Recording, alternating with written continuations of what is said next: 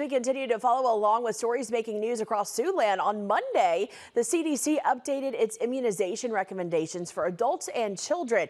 This, of course, not only in Siouxland, but across the nation. And the decision came from the recent recommendations by the CDC Advisory Committee on Immunization Practices.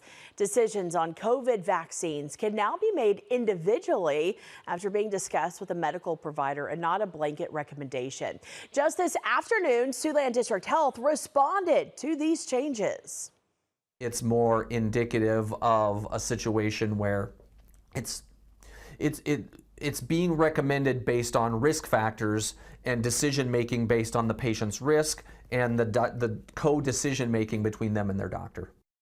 Now, the CDC is also recommending children under the age of 3 get the chickenpox vaccine by itself rather than getting the previous combination MMRV vaccine.